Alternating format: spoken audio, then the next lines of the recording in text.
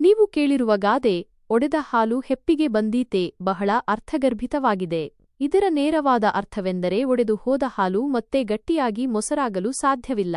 ಈ ಗಾದೆಯು ಕೇವಲ ಹಾಲಿಗೆ ಮಾತ್ರ ಸೀಮಿತವಾಗಿಲ್ಲ, ಬದಲಾಗಿ ನಮ್ಮ ಜೀವನದ ಅನೇಕ ಸನ್ನಿವೇಶಗಳಿಗೆ ಅನ್ವಯಿಸುತ್ತದೆ. ವಿಸ್ತರಣೆ: ಈ ಗಾದೆಯು ಮುಖ್ಯವಾಗಿ ಕಳೆದುಹೋದ ಅವಕಾಶಗಳು, ಮುರಿದುಹೋದ ಸಂಬಂಧಗಳು ಮತ್ತು ಸರಿಪಡಿಸಲಾಗದ ಹಾನಿಗಳ ಬಗ್ಗೆ ಬೆಳಕು ಚೆಲ್ಲುತ್ತದೆ. ಒಮ್ಮೆ ಏನಾದರೂ ಹಾಳಾದರೆ ಅದು ಮೊದಲಿನ ಸ್ಥಿತಿಗೆ ಮರಳಲು ಕಷ್ಟಸಾಧ್ಯ ಅಥವಾ ಅಸಾಧ್ಯವೆಂದು ಇದು ಸೂಚಿಸುತ್ತದೆ. ಕಳೆದು ಹೋದ ಅವಕಾಶಗಳು: ಜೀವನದಲ್ಲಿ ಅನೇಕ ಅವಕಾಶಗಳು ಬಂದು ಹೋಗುತ್ತವೆ. ಸಮಯಕ್ಕೆ ಸರಿಯಾಗಿ ಅವುಗಳನ್ನು ಬಳಸಿಕೊಳ್ಳದಿದ್ದರೆ ಅವು ಕೈತಪ್ಪಿ ಹೋಗುತ್ತವೆ.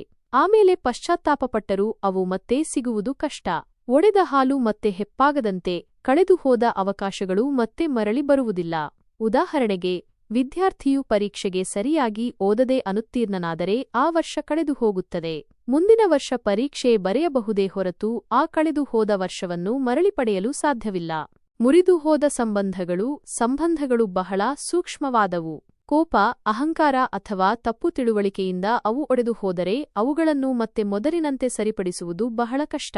ಒಡೆದ ಹಾಲು ಮತ್ತೆ ಸೇರಿಕೊಳ್ಳದಂತೆ ಮುರಿದುಹೋದ ನಂಬಿಕೆ ಮತ್ತು ಪ್ರೀತಿಯನ್ನು ಮರಳಿ ತರುವುದು ಸುಲಭವಲ್ಲ.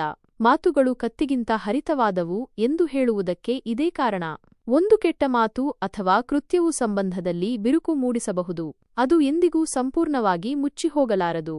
ಸರಿಪಡಿಸಲಾಗದ ಹಾನಿಗಳು: ಕೆಲವೊಮ್ಮೆ ನಾವು ಮಾಡುವ ತಪ್ಪುಗಳು ಅಥವಾ ಸಂಭವಿಸುವ ದುರಂತಗಳು ಶಾಶ್ವತವಾದ ಹಾನಿಯನ್ನು ಉಂಟುಮಾಡಬಹುದು.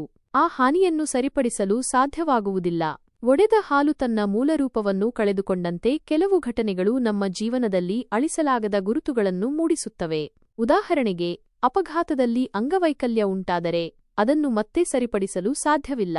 ಸಾರಾಂಶ: ಒಡೆದ ಹಾಲು ಹೆಪ್ಪಿಗೆ ಬಂದೀತೆ ಎಂಬ ಗಾದೆಯು ನಮಗೆ ವಿವೇಕದಿಂದ ವರ್ತಿಸಲು, ಸಮಯವನ್ನು ಸದುಪಯೋಗಪಡಿಸಿಕೊಳ್ಳಲು ಮತ್ತು ಸಂಬಂಧಗಳನ್ನು ಕಾಪಾಡಿಕೊಳ್ಳಲು ಕಲಿಸುತ್ತದೆ.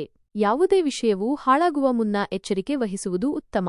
ಒಮ್ಮೆ ಹಾನಿಯಾದರೆ ಅದನ್ನು ಸರಿಪಡಿಸಲು ಪ್ರಯತ್ನಿಸಬಹುದು, ಆದರೆ ಮೊದಲಿನ ಸ್ಥಿತಿಯನ್ನು ಮರಳಿ ಪಡೆಯುವುದು ಬಹಳ ಕಷ್ಟ ಎಂಬ ವಾಸ್ತವವನ್ನು ಈ ಗಾದೆ ಮನದಟ್ಟು ಮಾಡುತ್ತದೆ. ನಾವು ಮಾಡುವ ಪ್ರತಿಯೊಂದು ಕೆಲಸದಲ್ಲೂ ಎಚ್ಚರಿಕೆಯಿಂದ ಇರಬೇಕು ಮತ್ತು ಯಾವುದೇ ವಿಷಯವನ್ನು ನಿರ್ಲಕ್ಷಿಸಬಾರದು ಎಂದು ಈ ಗಾದೆ ಸೂಚಿಸುತ್ತದೆ.